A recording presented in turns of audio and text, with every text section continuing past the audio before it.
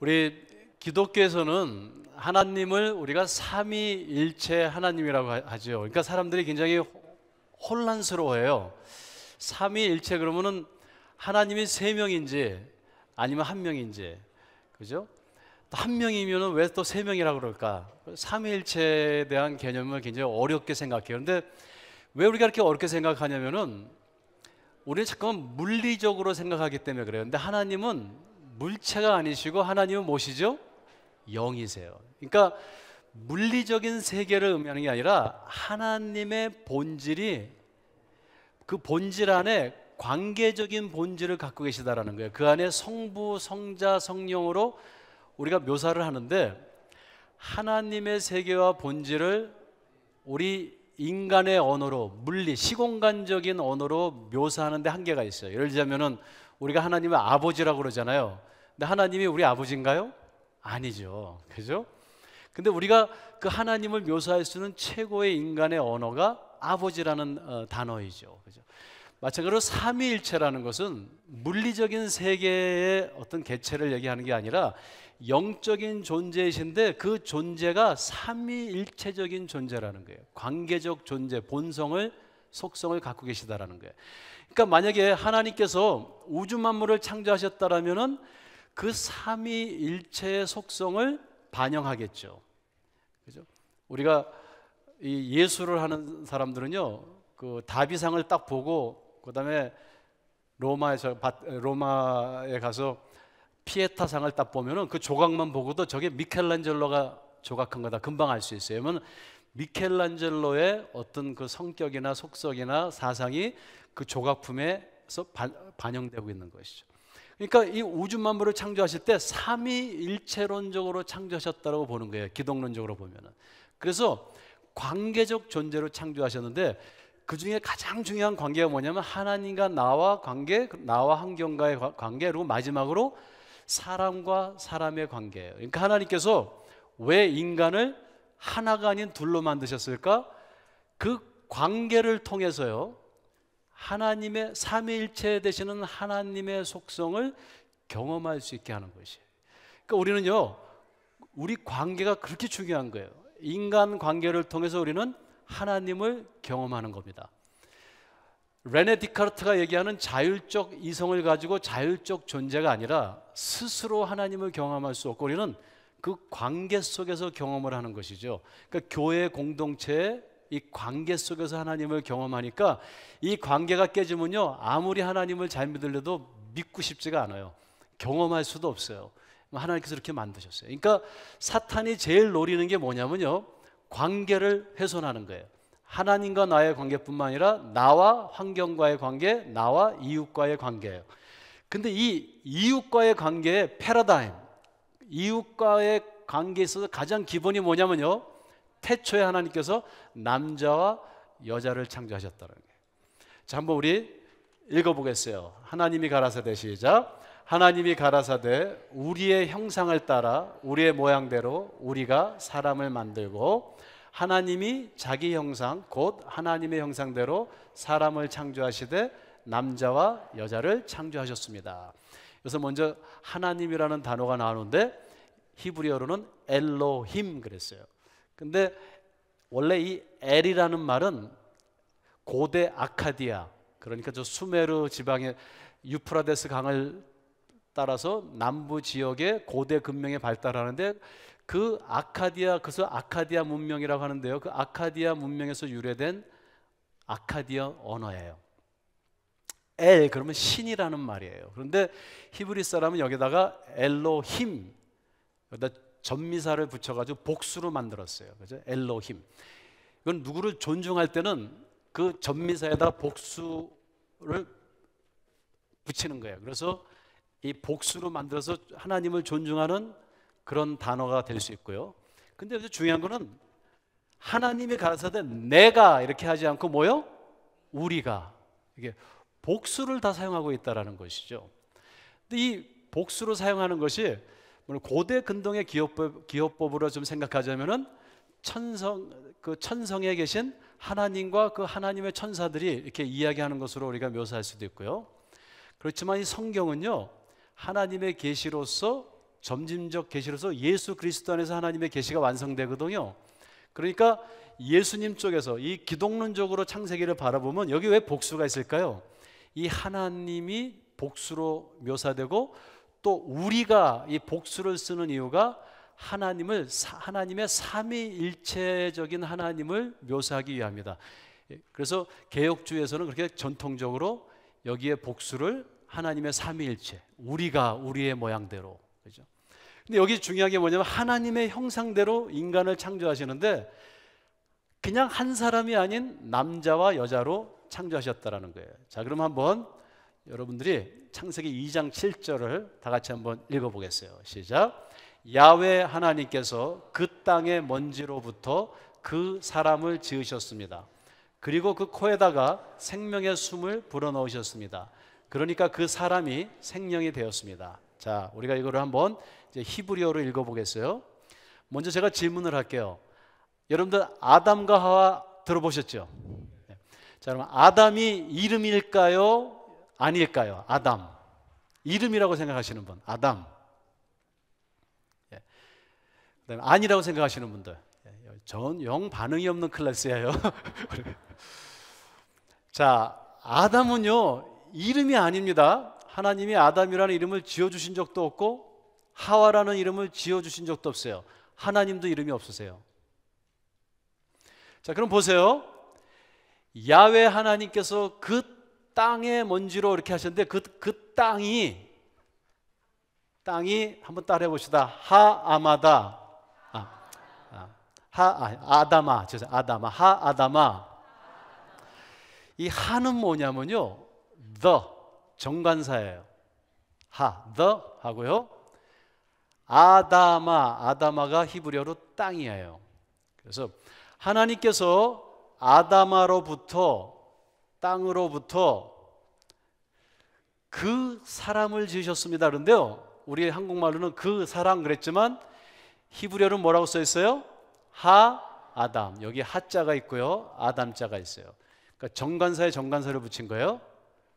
그러니까 하나님께서 하아다마에서 하아담을 지으셨습니다. 그랬어요. 그러니까 아담이 이름이에요? 아니면 사람이에요? 사람이라는 말이에요. 그리고 왜 아담이라고 그랬을까요? 사람을. 아다마라는 어원에서 파생됐기에 땅이 아다마예요. 아다마라는 단어에서 아담이라는 단어를 빼낸 거예요. 그러니까 이거 지금 이렇게 얘기하신 겁니다. 하나님께서 하아다마에서 하아담을 만드셨어요. 그리고 특별하게 만드셨어요. 그 코에다가 하나님의 생명의 숨을 불어넣어 주셨습니다. 이렇게 묘사하고 있어요. 그러니까 그러니까 어떤 부흥사 목사님은 막 침을 튀기는데 그건 성경을 잘못 보신 거예요. 하나님의 거룩한 영을 그 안에 부어주셨다. 하나님의 속성을 나누어 주셨다. 그러므로 인간은 하나님과 안식할 수 있는, 하나님과 교제할 수 있는 영물이다. 영적인 존재다. 이렇게. 그래서 지금 강조하고 있는 것이. 그러니까 그 사람이 뭐가 됐어요? 하아담이 뭐가 됐어요? 생명이 되었다 그래요. 생명. 그러니까 생명이라는 단어가 나와요. 그러니까 다른 동물들은 생명이 아닌데 인간만 하나님의 영이 들어가 있는, 여기 보면 네페시는 하나님이 주신 네페시, 영. 생은 생물학적인 것이에요. life. 그러니까 living being, 살아있는 하나님의 존재가 되었습니다. 이렇게 지금 기록하고 있어요. 자, 여기서요 흙으로 사람을 만들었다. 우리는 굉장히 과학적으로 생각해서 잠깐만 하나님이 뭐 흙을 빚어서 만드셨고 뭐 그렇게 생각하셔도 좋아요. 근데 사실 이 흙이 상징하는 것이 있는 거예요. 흙은 원형적 상징이에요. 그러니까 패러다임이 아니고 프로토타이프가 아니고 아르케타이프라 그러는데, 이건 뭐냐면은 모델이 아니고 뭔가 본질적인 것을 얘기하고자 하는 아르케타이프, 원형을 상징하고 있어요. 흙은. 그러니까 흙은 원형적 상징으로서 사람을 흙으로 창조했다는 것은 화학적 합성에 대한 진술 혹은 물리적 성분으로서의 관찰을 의미하지 않고요, 이것은 인간의 숙명과 죽을 운명에 대한 직설법이에요. 즉 물리적인 것이 아니라 기능적인 서술이다. 흙으로 창조했다는 건 뭐냐면 우리 인간의 숙명은 하나님의 영이 없이는, 하나님의 그 생명을 우리가 놓아주시 아니하시면은, 끊임없이 하나님과의 관계 속에 있지 아니하면은 우리는 죽는 존재에 불과하다. 그런 의미를 가지고 있다라는 것이.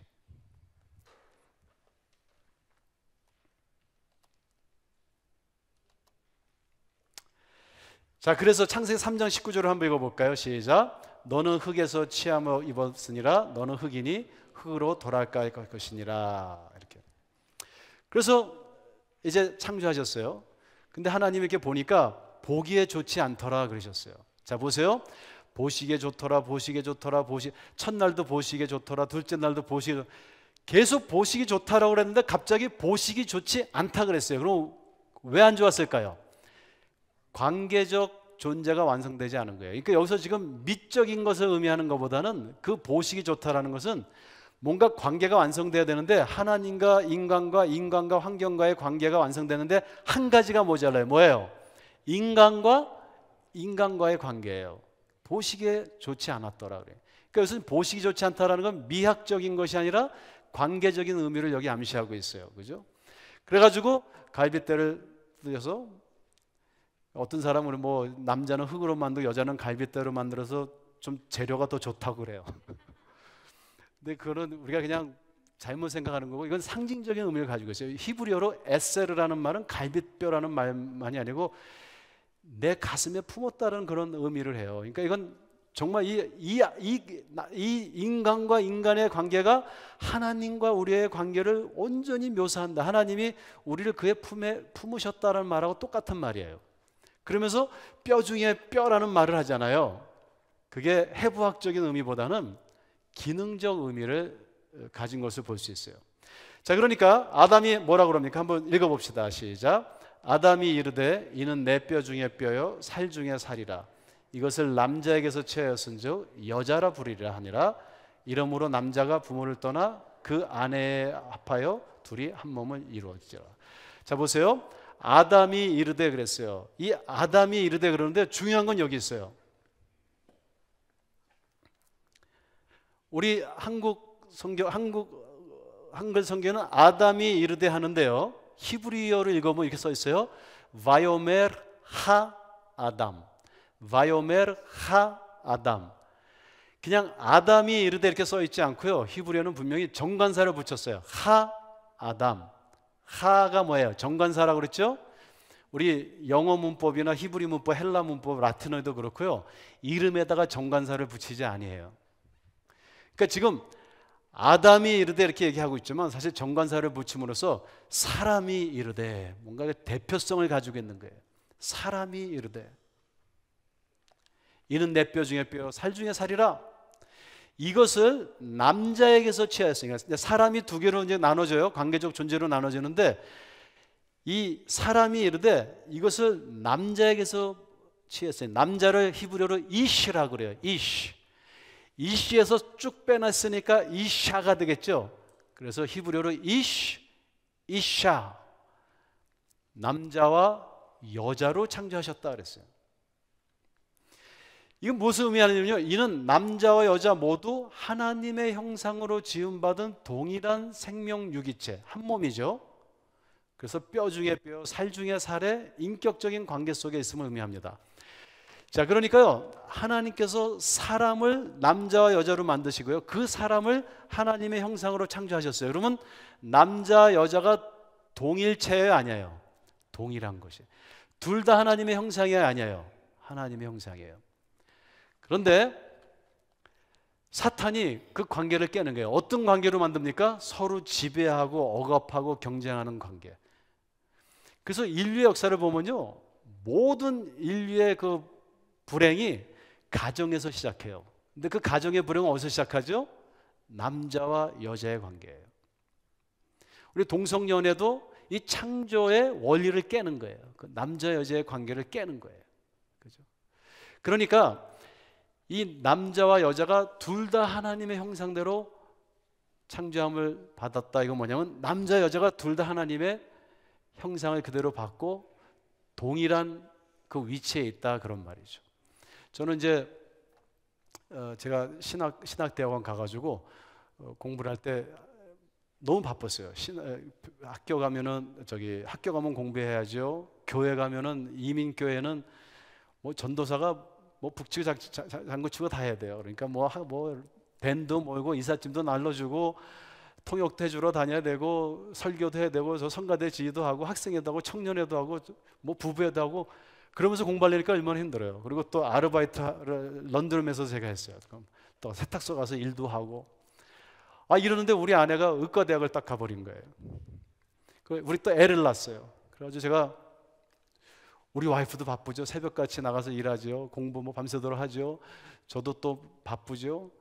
그래서 제가 하나님께 기도했어요. 하나님, 여자를 돕는 배필이라고 하셨는데 도대체 내 부인은 뭐를 돕는 겁니까?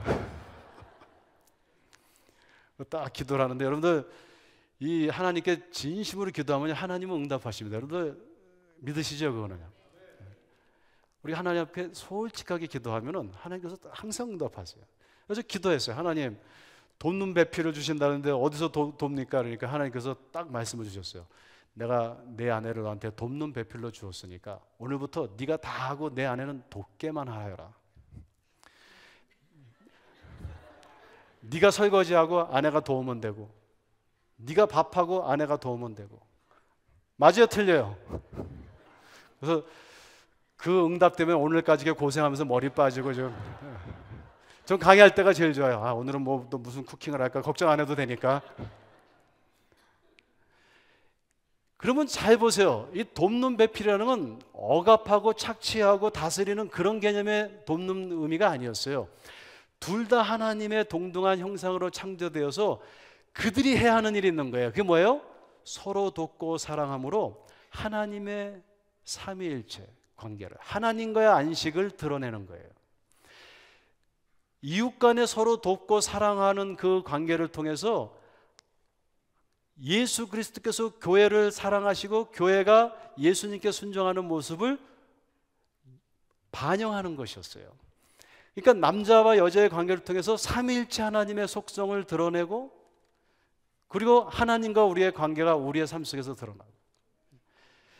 그러니까 사탄이 제일 싫어하는 게 뭐냐면 우리가 문화적으로 고대 문화로부터 현대 문화에까지 이 남자 여자를 서로 어떤 경쟁적인 충돌하는 그런 관계로 만들어가는 거예요. 이게 사탄이 제일 좋아하는 일이에요. 왜냐하면 그것이 창조의 원리를 깨기 때문에 그래요. 자, 그러면 정의를 한번 해볼까요? 한번 읽어보겠어요. 하나님께서는 그분의 생명의 숨을 죽을 운명을 가진 아담에게 불어넣어 생명이 되게 하셨습니다. 생명은 하나님의 창조적 주권에 있습니다. 그러면 아담에 대한 정의를 하겠어요. 한번 첫째 읽어봅시다. 아담은 원래 이름이 아니었다. 아담은 사람을 의미하고 인간을 대표한다. 둘째, 자카르와 네케바, 즉 남자와 여자 모두가 아담이다.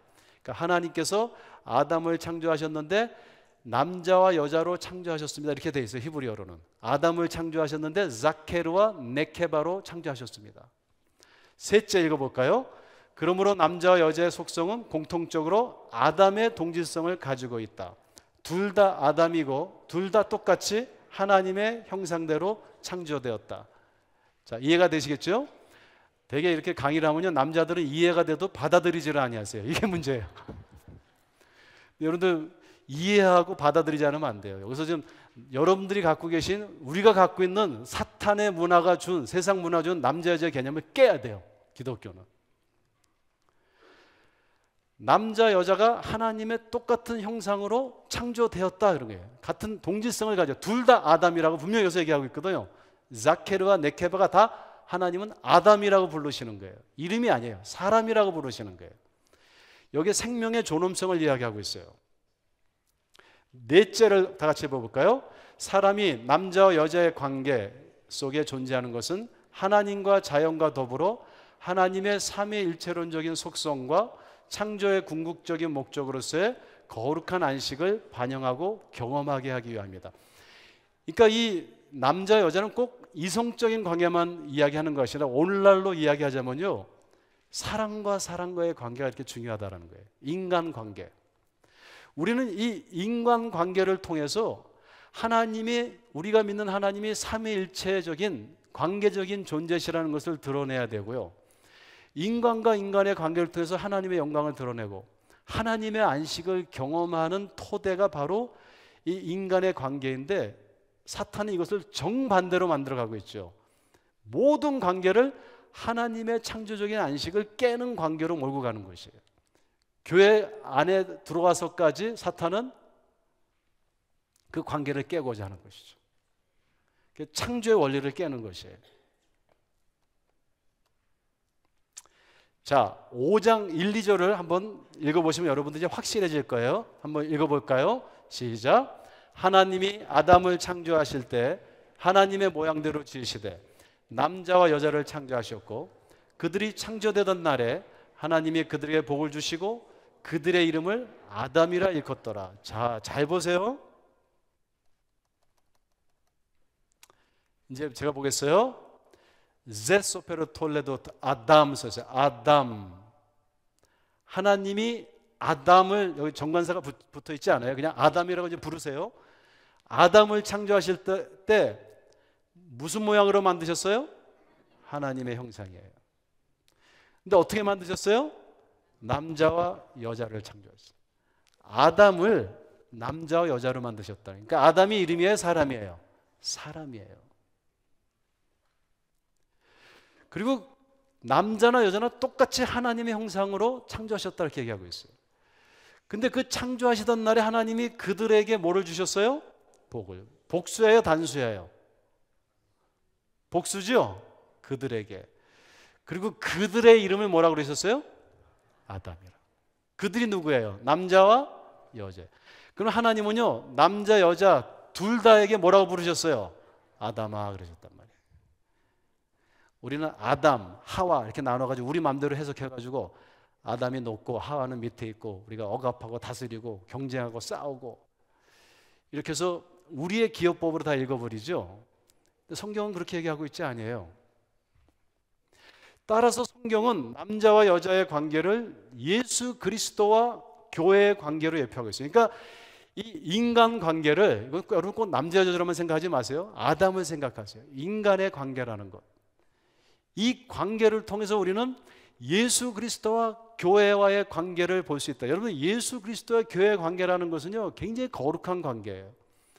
그건 사랑의 관계이고 예수 그리스도가 십자가에 못 박혀 죽기까지 사랑하신 그 관계를 지금 어디에다가 은유적으로 묘사하고 계시냐면 바로 인간관계를 통해서.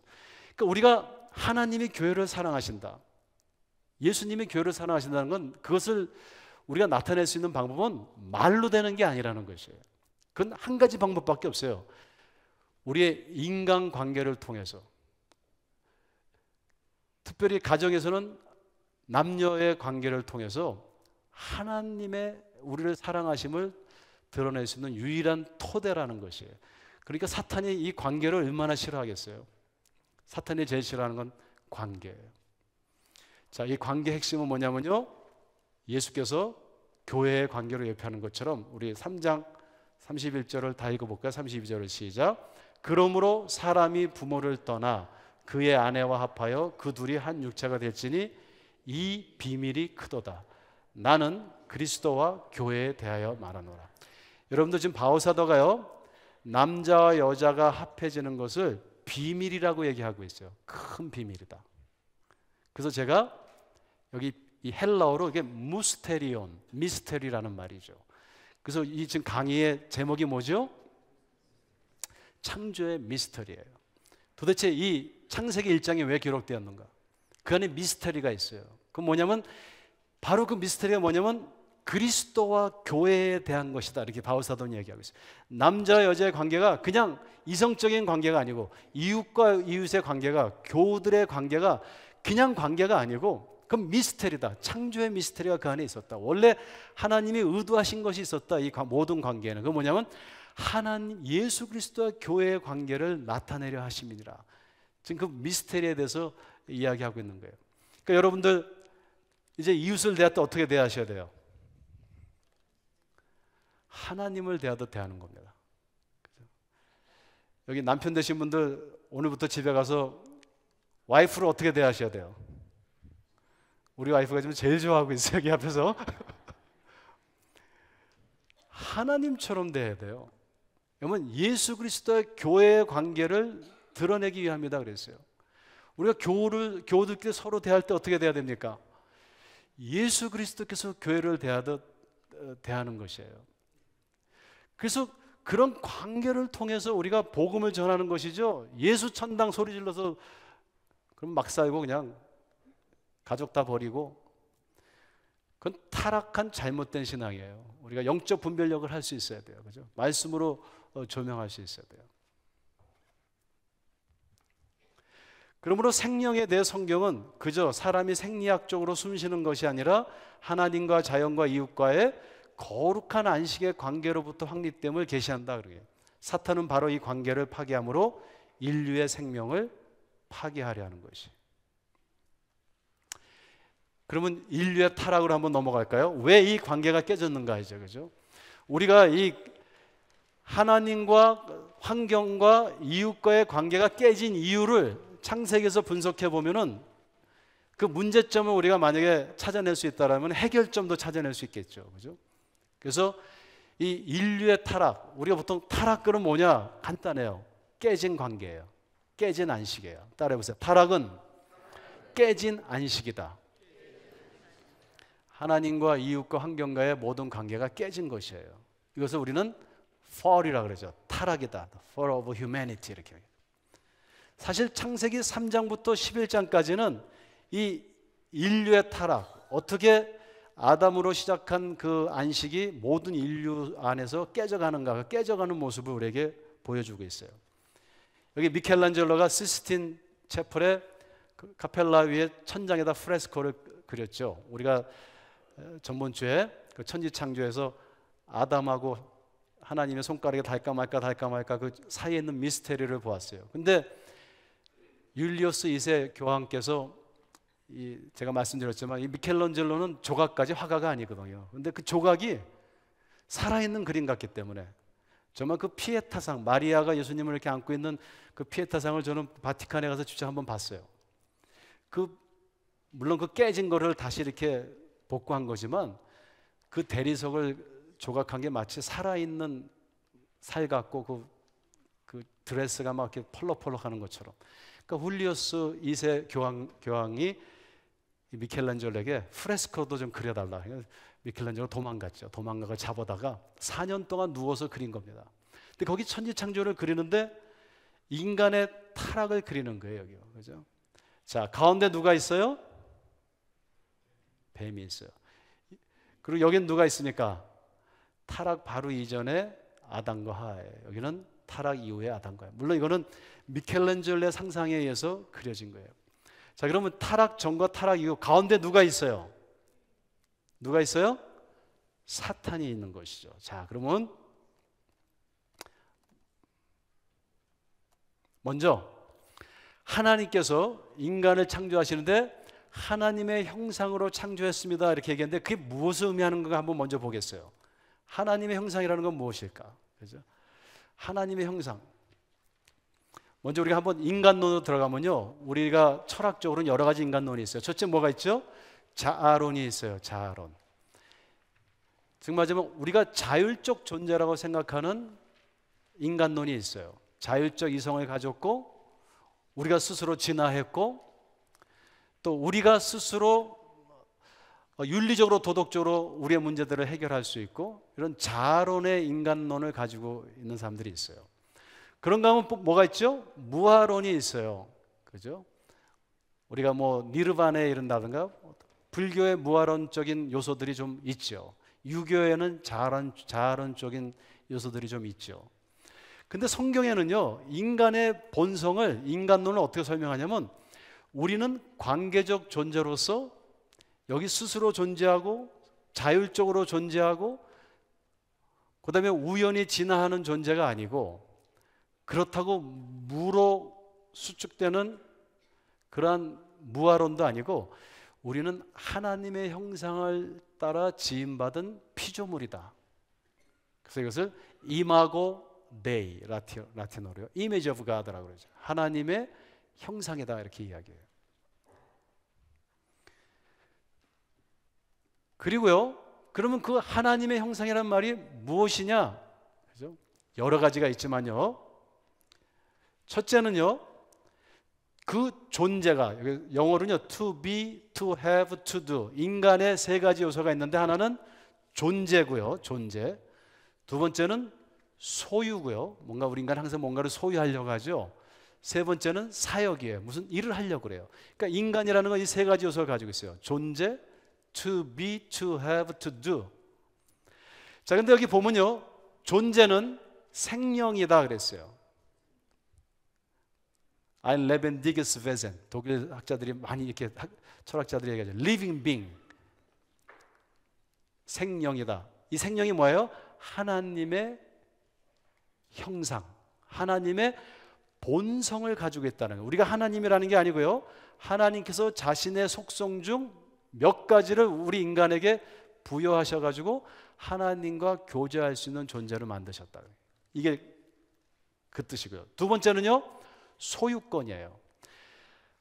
창조에서 하나님이 우리가 가르쳐 주시는 건 뭐냐면 인간은 소유권을 가진 자가 아니고 청지기권을 가졌다는 것을 우리 가르쳐 주세요. 그러니까 우리는요, 아무리 소유하려고 해도 갈 때는 어떻게 해요? 다 눕고 가야 돼요. 그래서 소유하고자 하는 삶은 불행한 삶이에요. 그 대신 하나님의 소유를 잘 매니지하겠다. 청지기권이라는 세계관을 가진 사람은 성서적인 인간론이에요. 그래서 성경에 보면요, 이스라엘 사람들은요, 그 땅을 소유하지 못하게 해놨어요. 하나님 법으로, 영구적으로 땅을 소유하지 못하게 해놨어요.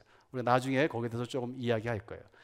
땅을 소유하지 못하고 희년이 되면 남의 땅을 산 걸 다 돌려줘야 돼요. 출애굽기 19장 1절부터 6절에 보면 세계가 내게 속하였다. 내가 창조한 것이고 내가 소유권을 가지고 있다. 그러니까 우리의 생명도 우리 것이 아니고 누구 거예요? 하나님의 것이라는 거예요. 여러분들 가방 들고 다니면요, 여행할 때 거기다가 이름표를 달죠. 이한영. 그럼 잊어버려도 그 누가 소유권을 가지고 있어요? 이한영이에요. 저한테 돌아와요. 그죠? 마찬가지로 우리 목에는요, 딱 하나가 붙어 있어요. 태그가 Made in God. 하나님이 창조하셨음. 그리고 밑에 소유자 하나님. 그래서 자살하면 돼요, 안 돼요? 안 되죠. 우리의 생명이 아니기 때문에 그래요. 그러니까 여러분들 오늘 여기 교회 오시기 전에 나 오늘 마지막 예배 보고 돌아가서 죽겠다 이렇게 생각하고 오신 분들 계시면은 죽지 마세요. 물론 우리가 우울증에 걸려서 정신적으로 자기가 스스로 컨트롤 못해서 자살할 수도 있어요. 어떤 그런 우리가 온전한 세상에서 안 살고 타락한 세상에서 살기 때문에 자연이 파괴됐기 때문에. 근데 적어도 의식 있는 사람들은 이 생명도 나의 것이 아니라는 소유권이 확실해야 돼요. 돈도 내 것이 아니고 자식도 내 것이 아니고 이 몸도 내 것이 아니고, 저는 그것을 제 스스로 계속 이야기해요. 이 몸도 내 것 아니고, 내 것 아니니까 마음대로 하면 안 돼요. 몸을 막 술 먹고 담배 피우고 뭐 마약하고 이러면 안 되죠. 하나님의 것이니까. 자식도 내 게 아니니까 함부로 대하고 함부로 키우면 안 되겠죠. 그죠? 생명도 나의 것이 아니니까 귀하게 생명의 존엄성을 생각해야 되겠죠. 그래서 하나님의 형상이라는 것, 그 다음에 소유권, 그죠? 이것을 가르쳐. 세 번째는 사역이에요. 여기 보면 생육, 번성, 정복, 다스림. 그런데 이거는 그냥 뭐 착취하고 그러는 것이 아니고 뭐 생물학적으로 번성만 하는 게 아니라 하나님의 나라를 세워가는 모습, 하나님의 나라의 번성을 의미하는 거예요. 우리가 이 세상에 사는 지금 이 존재의 어떤 궁극적인 목적이 하나님의 나라, 거룩한 백성과 세상 나라를 세워가는 거예요. 자, 그럼 그 중에서요, to be에 한번 초점을 두면요, to be, 존재. 하나님의 형상이라는 것은 무엇을 의미할까? 게라드 보스라는 학자가 1897년에 네덜란드에서 미국으로 와가지고 프린스턴 대학에 처음으로 성경 대학원을 세워요. 그래서 성경 신학이라는 것을 가리키는데 거기 첫 페이지에 그 서문 쪽에 하나님의 형상이 무엇을 의미하는가를 설명하고 있어요. 자, 그러면 하나님의 형상이란 무엇이냐? 네 가지를 얘기했어요. 첫째, 우리가 하나님의 형상을 담았다는 건 우리 인간에게는 영성이 있다라는 거예요. 하나님께서 흙으로 만드시고 뭐를 부어주셨어요? 하나님의 영을, 생명을 불어넣어 주셨다. 그러니까 우리는 육체만 있는 게 아니라 영적 존재라는 것이에요. 우리 본능에는 뭔가 물리적인 세계 이상을 생각하는 본능이 있어요. 타락했다 할지라도 우리 안에 이 본질적으로 하나님의 속성이 있어요. 그게 바로 영성이에요. 그러니까 사람은 항상 땅만 보고 살지 않고 뭔가 영적인 것을 생각하게 돼요. 내세만 생각이 아니라 죽고 난 다음에도 뭔가를 생각하게 돼요. 이게 인간의 본능이죠. 근데 이 영성에 타락했어요. 제가 한번 말씀드린 것 같은데 어떤 사람이 정말 기도를 이렇게 하고 있더라고요. 샬라 이래요. 제가 뭐 하는 거냐 그랬더니 여기다 이제 안테나를 꽂고 성령의 주파를 잡는 중이래요. 기도할 때 샬라. 그게 뭐냐? 타락한 영성이에요. 그게 영성이 아니에요. 영성은 하나님을 하나님으로 인정할 수 있는 회복된 인간의 속성이에요. 하나님의 형상이에요. 이 세상이 다야 이렇게 얘기했던 사람이 아, 하나님도 계시구나 이렇게 얘기하는 게 영성이에요. 기도하는 모습이 영성이에요. 그죠? 그러니까 뭐 이러지 마십시오. 두 번째는요, 하나님께서 하나님의 형상을 닮았다라는 건 합리성을 우리가 줘야 돼요. 인간에게는 reasoning, 합리성이 있어요. reason. 그죠? 그러니까 지금 창조의 순서를 보세요. 토후, 바후, 호셰크. 히브리어로 세 단어였죠. 혼돈하고 공허하며 흑암이에요. 근데 창조의 순서를 보면 어떡합니까? 반대로 나가요. 흑암을 어떻게 만드니까? 빛으로 해결해요. 그죠?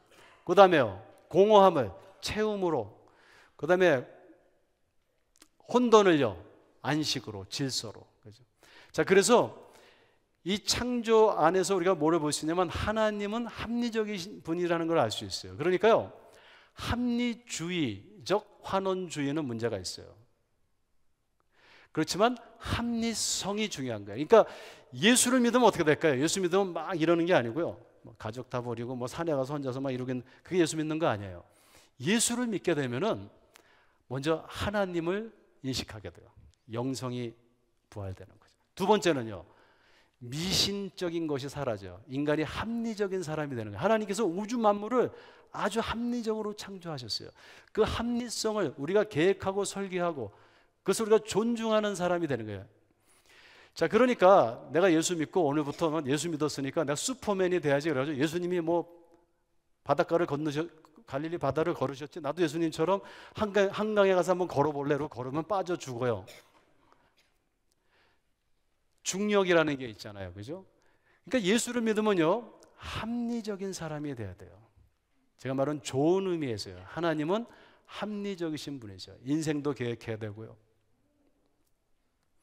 성경에 기적이 많을까요? 적을까요? 성경에 기적이 많아요? 없어요?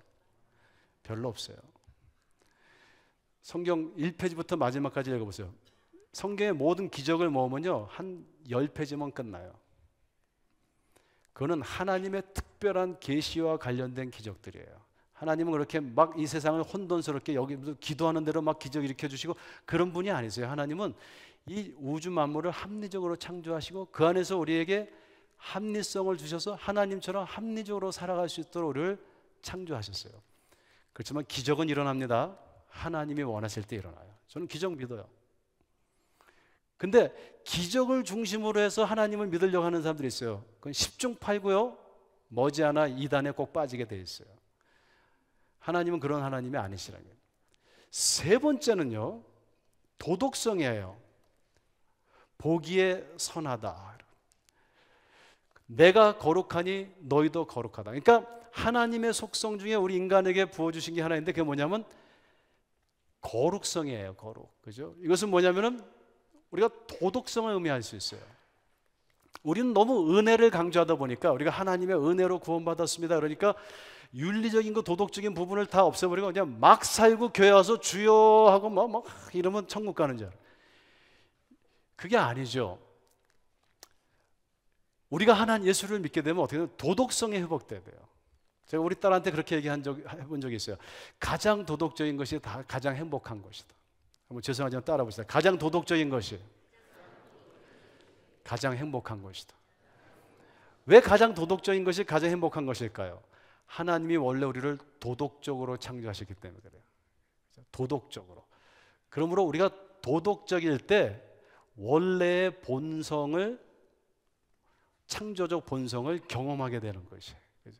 그러니까 오늘날 기독교의 문제가 뭐니까 은혜를 너무 강조하다가 그 은혜의 열매인 도덕성과 윤리성을 무시해버렸어요. 그러니까 그냥 예수만 믿고 천국만 가면 돼요.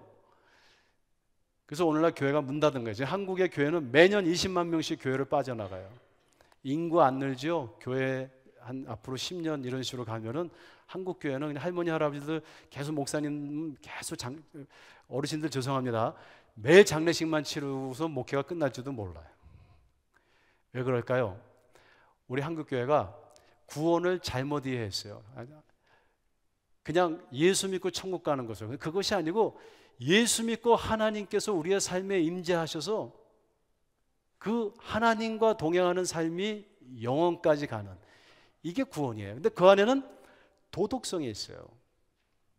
이 거룩에 관한 것 가지고 우리 학교에서는 한 학기를 강의를 해요. 그만큼 이 거룩이라는 것이 중요한 기능을 가지고 있어요. 마지막으로요, 창의성과 자율성이에요. 하나님은 무에서 유를 창조하시는데 유일하게 뭔가 무에서 유를 창조할 수 있는 것이 우리 인간에게 있어요. 그러니까 예수를 잘 믿으면요, 사람이 창의적인 사람이 돼요. 그러니까 옛날에 우리 할머니 같은 분 보면요, 학교도 안 다니셨어요.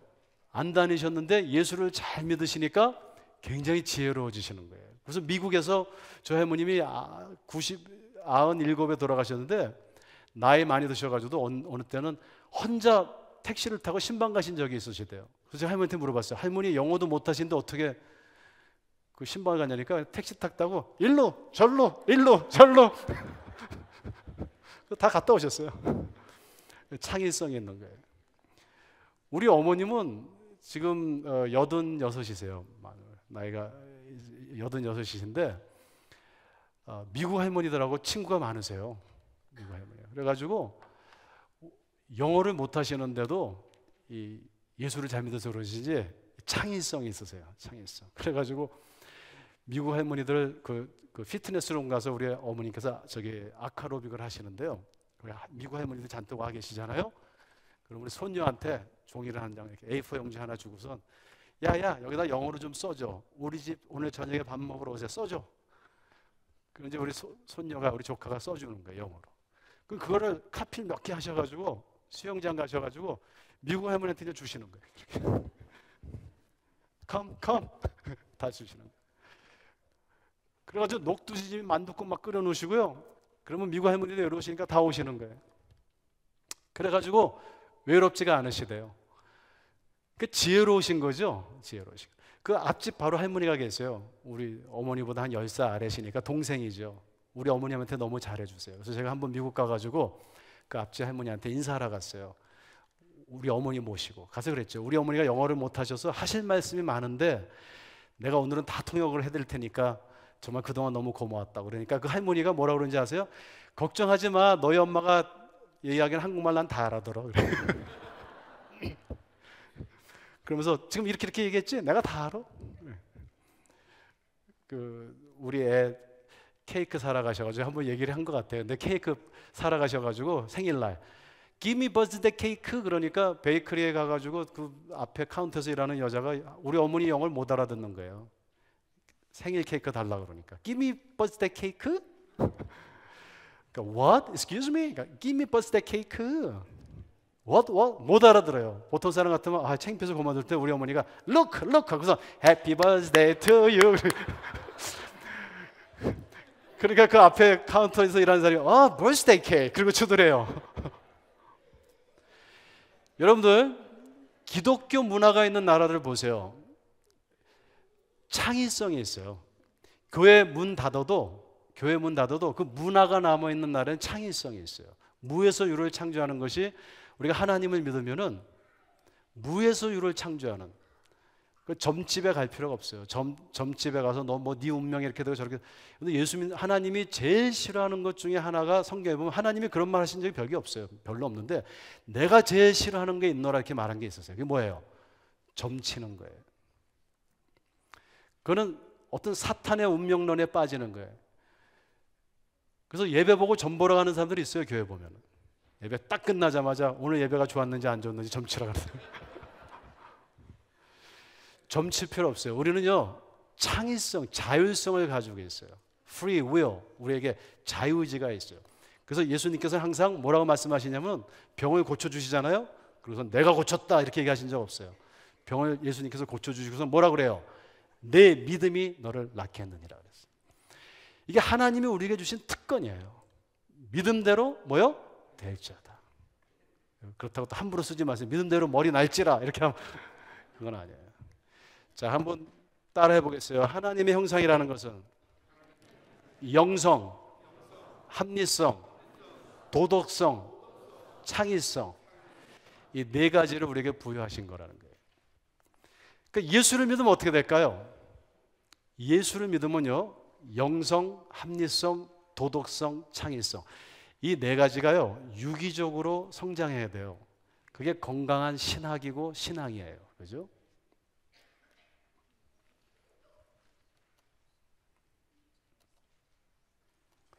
우리 차준희 목사님께서 슬퍼하실까봐, 섭섭해하실까봐, 차준희 목사님 책에 보면은 차준희 목사님이 창세기 읽기라는 책을 쓰셨죠. 하나님의 형상은 사람은 왕과 같이 존엄하다라는 것이다. 하나님이 왕이시니까. 그리고 모든 사람이 평등하다라는 것이다. 그죠? 여자와 남자 모든 인간들이. 그리고 하나님의 대리 통치를 하는 것이다. 그리고 하나님과 교제할 수 있는 존재이다. 뭐 똑같은 말이지만 또 다른 거 누안스에서 이것을 조명한 거예요. 자, 이게 바로 인간이에요. 하나님의 형상을 입은 인간이에요. 근데 이제 인간이 타락합니다.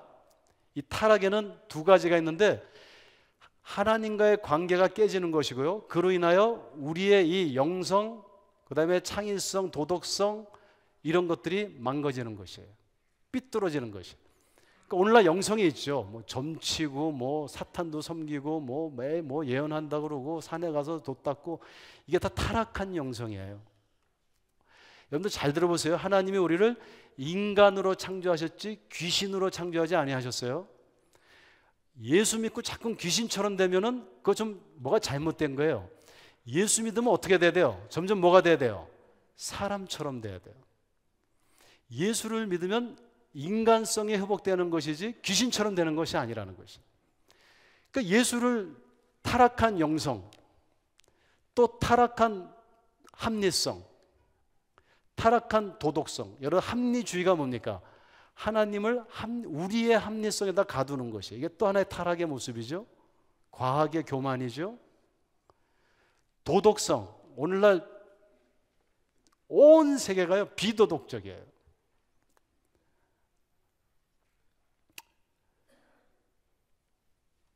창의성, 이 네 가지가 다 망가진 것이죠. 그러면 2장부터 4장을 한번 자세히 읽어보세요. 2장부터 4장의 이야기를 읽어보면요, 먼저 타락의 배경이 나와요. 생명나무와 선악과 이야기가 나옵니다. 그 다음에 선악과를 따먹죠. 타락의 행위가 나와요. 그 다음에 그 타락의 결과가 나와요. 선악과를 먹은 후에 하나님과의 깨진 안식의 이야기가 나와요. 그런데 그 타락에도 불구하고 하나님께서 다시 재창조를 시작하시는데 그게 바로 구속사의 시작이에요. 그래서 타락과 하나님의 은혜의 이야기가 나오고요. 그 다음에는 이 타락이 한 인간에게만 있는 게 아니라 온 인류로 퍼지는 열방의 타락, 그 타락의 확대에 대한 이야기가 나오고요. 그럼에도 불구하고 하나님께서 아브라함에게 씨를 약속하시는, 아담과 하와에게 씨를 약속하시는, 예수 그리스도의 도래를 약속하시는 메시아적인 그 소망의 이야기가 나와요. 자, 그래서 1장부터 4장이 어떤 타락의 이야기인 것을 우리는 알 수 있어요. 자, 그러면 먼저 배경을 한번 보겠어요. 타락의 배경. 먼저는요, 생명나무와 선악과예요. 우리 한번 다 같이 여기를 읽어보겠어요. 여호와 하나님이 그 땅에서 보기 아름답고 먹기에 좋은 나무가 나게 하시니 동산 가운데에는 생명나무와 선악을 알게 하는 나무도 있더라. 자, 아까 잠깐 언급했지만 그러면 이 생명나무와 선악과가 무엇을 언급하는가, 무엇을 암시하는가? 저는 어렸을 때 이게 뭐 사과를 하나 따먹었는데 그게 뭐 큰 죄일까? 뭐 그거 하나 따먹었다고 이렇게 우리 인류가 이 고난을 받고 있는가? 근데 여기서는요, 에덴 동산이라는 것이 있고요. 그 다음에 에덴 동산에 인간들이 임의적으로 따먹을 수 있는 과일이 있다 이렇게 얘기했어요. 바나나, 사과, 망고 다 있어요. 근데 그 가운데는 굉장히 상징적인 두 가지의 나무가 있는데 하나는 선악과고 하나는 생명나무다 이렇게 지금 기록하고 있어요.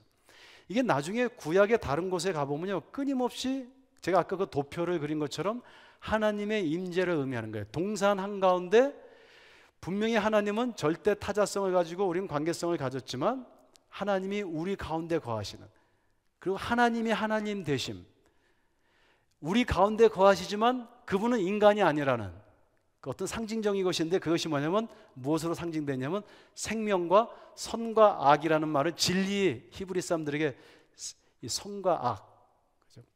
이 선과 악이 바로 토브라, 진리의 개념이거든요. 그러니까 하나님께서 우리 인간을 창조하실 때 영성도 주셨고요, 도덕성도 주셨고, 자율성도 주셨고, 뭐 창의성도 주셨고 다 주셨는데 안 주신 거 두 가지가 있어요. 그 두 가지가 하나님을 하나님 되게 하고 인간을 인간 되게 하는 것이에요. 그 뭐 두 가지를 안 주셨는데 생명의 주권과 진리의 주권이에요. 자, 생명의 주권과 진리의 주권이에요. 뱀이 뭐라 그러죠? 네가 그것을 따먹으면 누구처럼 된다고요? 하나님처럼 된다. 그러니까 지금 이거는 무엇을 의미하냐면 인간이 하나님의 영역을 침범하는 것이에요. 자기가 하나님이라고 생각하는 거예요. 자기가 자유권을 가지고 있다고 생각해요. 자기의 삶이 자기가 자기의 삶의 주인이라고 생각하는 것이죠. 진리라는 것, 선악과를 따먹는 게 얼마나 힘든, 어려운, 심각한 일이냐면요, 오늘날 모든, 그리고 생명나무가 있다는 건 생명나무도 마음대로 따먹으면 안 되는 거예요. 거기 다 기록은 되어 있지 않지만 나중에 가보면은 저희들이 생명나무도 따먹을 것 같다, 빨리 막아라 그래요, 하나님께서. 그러니까 하나님의 생명에 대한 주권, 우리가 살아있다라는 것은 하나님에게 우리는 절대적으로 종속되어 있다라는 거예요. 하나님께서 생명을 부여하시지 않으면 우리 1초라도 숨 쉴 수 없다. 그러니까 생명의 기원, 생명을 유지하시는 분, 그 생명의 주권 하나님, 그 다음에 진리, 이 두 가지가 하나님의 것이라는 거예요. 그러면 오늘 한번 생각해 볼까요? 인류의 모든 문제의 근본이, 기원이 어디 있을까요? 선악과를 따먹은 거예요. 제가 우리 아내하고 싸울 때 이렇게 싸워요. 제가 선악과를 먼저 딱 먹어요. 먹고 내가 선해, 너는 악해 그래요. 그럼 우리 아내도 빨리 부엌에 가서 또 선악과를 따먹어요. 따먹고 내가 선해, 네가 악해. 자, 누가 선하고 누가 악한 거예요? 그래서 밤새도록 싸워요. 인간의 모든 문제가 선악과의 문제예요. 각자 선악과를 따먹고 자기가 하나님의 자리에 서서 내가 옳다라고 이야기하는 게 인간의 모든 문제의 시작이었어요. 하나님이 옳다 그러면 옳은 것이고 하나님이 옳지 않다 그러면 안 옳은 것이에요. 이게 지금 법칙이에요, 창세기에는. 여러분, 진리의 주권을, 선악과의 주권을 하나님이 갖고 계신 것이에요. 근데 우리는 그 선악과를 따먹고요, 우리가 하나님이 되고자 하는 것이에요. 우리 한국이 왜 통일이 안 될까요? 김정은 씨하고 박근혜 대통령께서 선악과를 하나씩 다 따먹은 거예요. 우리가 다 선악과를 하나씩 따먹었어요. 여러분, 저는 북한 찬양하는 거 아닙니다. 저는 대한민국 좋아요. 민주주의 좋습니다. 근데 근본적인 것을 얘기한 거예요. 온 인류가요, 선악과를 따먹고 내가 진리라고 이야기하는 거예요. 자본주의가 진리다, 공산주의가 진리다. 이 세상의 모든 문제, 이슬람 요새 뭐 테러리스트 많이 있죠. 선악과를 따먹고 내가 옳다, 네가 옳다 이러고 싸우는 거예요. 그리고 더 나가서 이제는 생명의 영역을 우리가 침범하는 거예요. 배아줄기세포 만들고요, 생명을 마음대로 죽이고 살리고요, 처형시키고요. 김정일이 자기 고무부까지 막 죽이죠. 생명의 존엄성, 그 생명은 하나님만 건드릴 수 있는 거예요. 그러면 우리 인간의 모든 문제를 에덴 동산으로 한번 가져가 보면요, 그 기원이 어디 있냐면은 바로 이 생명나무의 문제고, 그리고 진리의 문제인 것이에요. 선악과의 문제이고 생명나무의 문제. 그러니까 예수를 믿는다는 건 무엇일까요? 예수를 믿는다는 게 이런 것이에요. 생명과 진리의 주권은 하나님께 있습니다. 이러고 사는 거예요. 생명과 진리는 하나님께, 그 주권이 하나님께 있습니다. 그게 원래 이 에덴 동산의 모습이었어요. 자, 요한복음 우리 14장을 한번 다 같이 읽어볼까요? 제가 여기에 여러분들 거기는 없을 거예요. 없는 것들도 좀 있어요, 저한테는. 다 한번 읽어보겠어요. 14장 6절 시작. 예수께서 가라사대 내가 곧 길이요 진리요 생명이니 나로 말미암지 않고는 아버지께로 올 자가 없느니라. 예수께서 가라사대 나는 호데스, 여기 보면은 호도스라고 나오는데 헬라어로는요 하이웨이라는 거예요. 하이웨이, 호도스, 스트리트, 길이에요. 근데 예수님께서 나는 길이고 진리고 생명 이렇게 얘기하시는 게 아니에요. 잘 이 문맥을 잘 보면요 나는 길이에요. 누구한테 가는 길이에요? 하나님께로 가는 길이에요. 그죠? 여러분 그 길 아니고서는 아버지께로 올 자가 없느니라 그래요. 그러면 예수께서는 하나님께로 갈 수 있는 길인데, 그러면 그 어떤 길이냐? 아스팔트 길이냐? 뭐 어떤 길이냐? 예수님께서 이렇게 말해요. 나는 길인데 무슨 길이냐면은 생명과 진리의 길이야. 생명과 진리를 통해서만 아버지께로 나갈 수 있어요. 근데 이 생명과 진리가 어디에 있었죠? 생명나무와 선악과에 있었어요. 그죠? 생명나무와 선악과에 있었어요. 그러므로 그 에덴 동산 한가운데 생명 이 창조에 있어서 제7일의 안식일도 우리 기독론적으로 보면은 예수 그리스도를 예표한 것이지만 그 생명나무와 선악과도 그는 누구를 예표하고 있어요? 예수 그리스도를 예표하고 있는 것이에요. 그 예수님께서 나는 생명나무다, 나는 생명의 떡이다 이렇게 해서 생명과 진리가 하나님께 있다라는 것이에요. 오늘 우리 교회 오면서 우리 아내하고 그 스티븐 호킨 이야기를 했어요. 그 스티븐 호킨이 그 루게리 병에 걸려가지고, 그렇지만 그 뇌는 뭐 천재니까 캠브리지 대학에서 천체 물리학을 하고요, 뭐 빅뱅 이론을 하고. 우리 아내가 물어보더라고요. 스티븐 호킨 같이 똑똑한 사람이 그렇게 천재가 왜 하나님을 안 믿었을까? 그래서 제가 오면서 그 얘기했어요. 과학으로 하나님을 믿는 게 아니라 나는 길이요 진리요 생명이니 나로 말미암지 않고서는 아버지께로 갈 자가 없느니라. 예수 그리스도를 통해서만이 우리가 하나님을 믿을 수 있는 거지 물리학으로 믿을 수 있는 것이 아니지. 그 얘기를 하면서 왔어요. 자, 오늘부터 여러분들 이제 뭐 이렇게 좀 싸우고 싶잖아요, 누구랑. 그러면 얼른 이렇게 생각하세요. 내가 지금 뭐를 먹었다? 선악과를 먹었다. 그걸 빨리 뱉으셔야 돼요. 그리고 누구를 생각해야 돼요? 예수 그리스도를 한번 생각해 보세요. 믿음의 주여 온전케 하시는 예수를 바라보자. 영어로는 번역이 더 잘 됐어요. The beginner and the perfecter of our faith. 예수는 누구냐? Beginner and perfecter. 시작과 완성케 하시는 분.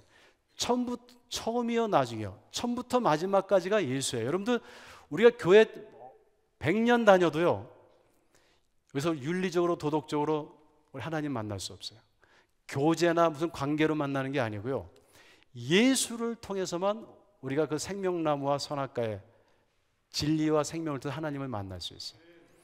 저는 우리 교회가 선악과 먹고 서로 싸우는 교회가 아니고 예수를 먹고 생명과 진리에 이르러서 하나님을 만나는, 하나님과 환경과 이웃과의 관계가 회복되는 그런 교회가 됐으면 좋겠습니다. 33분이라 여기서 마치고 다음 주에 계속하겠습니다. 잠깐 우리 기도할까요? 우리 기도하고 찬양 한 곡만 부르고 우리 헤어지겠습니다. 여러분들 조용히 머리 숙여